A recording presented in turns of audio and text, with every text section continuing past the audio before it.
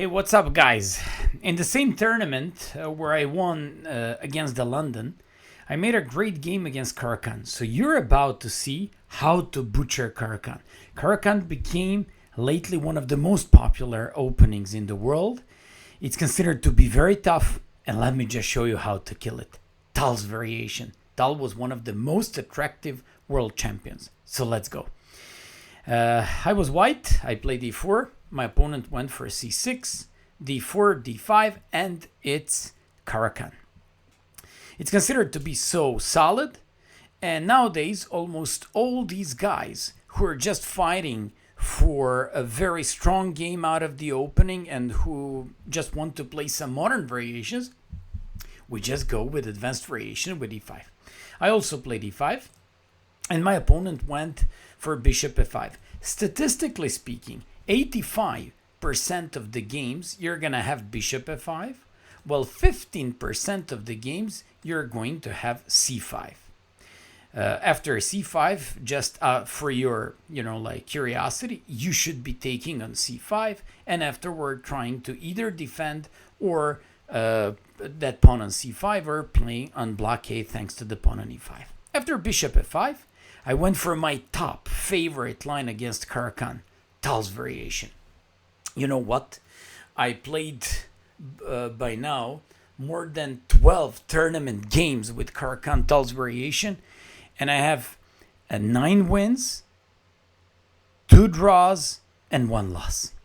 So I only lost to GM 2600. I'm talking about the tournament games. While in the rapid games, blitz games, I'm killing nearly everyone.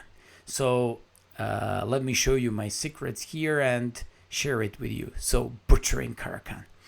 After h4, the point of h4 is you don't allow them to play e6 because after g4, bishop on f5 is lost. After bishop e4, you play f3 and they can't go back to g6 because h5 wins the bishop. So the main point of h4 is, apart from advancing on the king side, you just prevent e6 for the time being. This is why they have to commit themselves with a little bit weakening h5 move. And h5 saves the day for this bishop, but at the same time it weakens the king side and they can hardly make short castle afterwards. Here you have a favorite caveman attack, favorite of many players including myself. I played 4 tournament games and made 4 wins, but I decided to go with bishop d3. My opponent captured, I recaptured, and the golden rule of these positions, if they let you go with e6, immediately push and lock the dark square bishop. That actually means that I have to play e6, where we go with the bishop g5, and that's a crucial line in the last 2 years. So after queen b6, you always play knight e2, followed by c4. You're not afraid of queen b2 because of some rook b1, and I won so many games like this. They just think they're up a pawn and they should exchange the queens, but then rook b8, check, and they lose the queen. Anyways, there are so many lines here, such as any c5 you go with c4, any queen a6 to trade the queens off, you just parry that out with c4, and you can learn and study all those lines. Although, in all those Chessable courses lately, all the authors suggested queen a5 check for black. That move is a very interesting one, and it's an improved version of the previous line, because if you now played knight e2, your dark square bishop is locked and it's not standing on g5 anymore, which means you have less chances to attack. That's how I lost to 2600 GM from Azerbaijan. I played knight e2. Although, thanks to Grandmaster Perunovic, so it's not me, it's Grandmaster Miloš Perunovic from Serbia, he told me, Mayo, have you checked b4 here? And b4 is a great move. It's a great sacrificing, as my student John says, crazy variation move. So b4, my opponent is, by the way, 2200 guy. And in the first game, like 2 weeks before this game, he went for queen a6, where you just sack the pawn with e6. I told you, and I keep repeating the same. Whenever you can push e6, never hesitate. If they take Don't include e takes f7 because it's going to give them an easier development, but play c takes d3.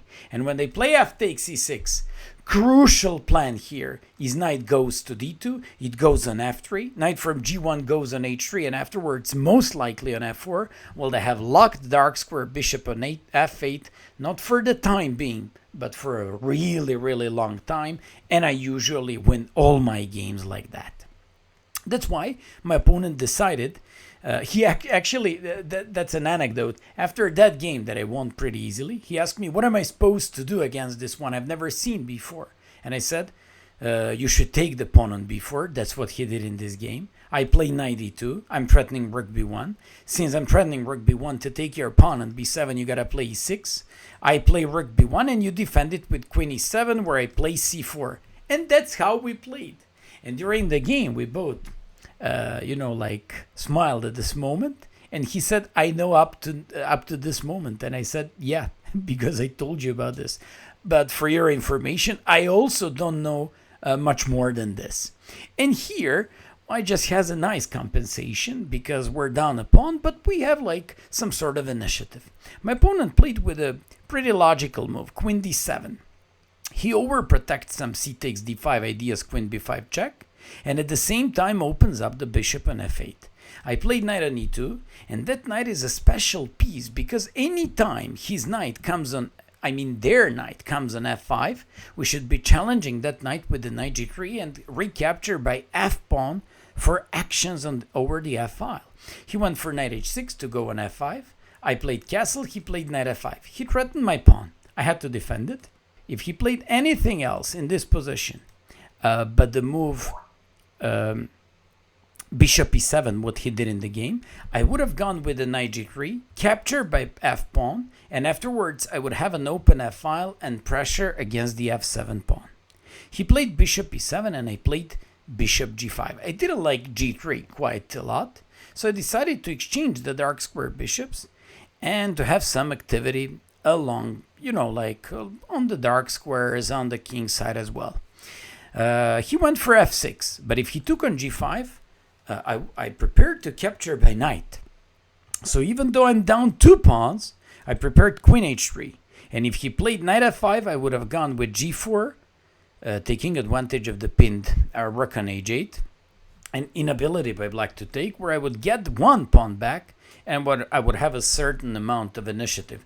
Rook on b7 threatens all the time, knight f4 threatening on e6, d5 is kind of weak. He's got lots of problems.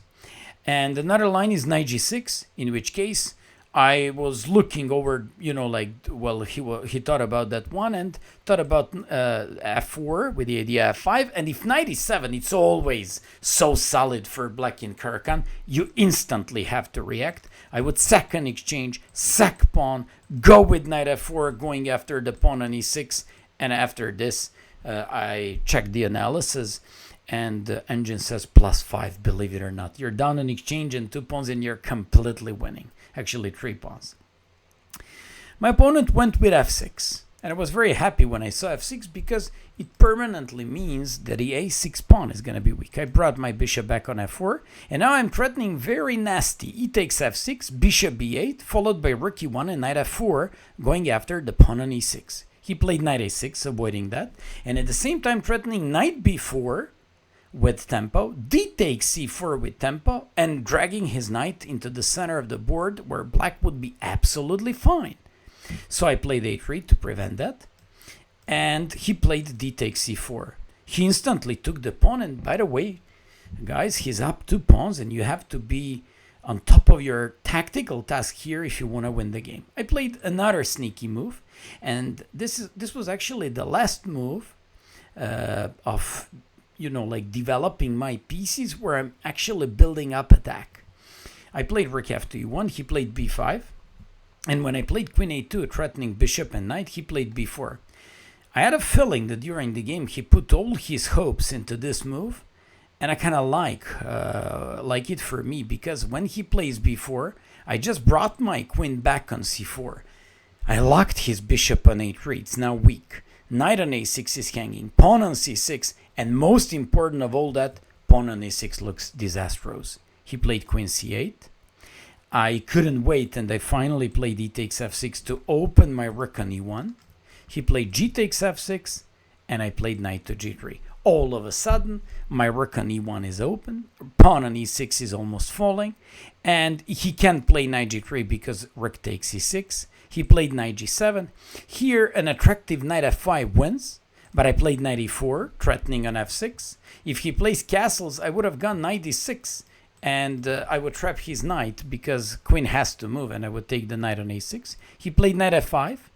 I played knight f6 check. And after king f7, played knight g5. He resigned at this moment because there is a forcing mate. Can you see the sequence?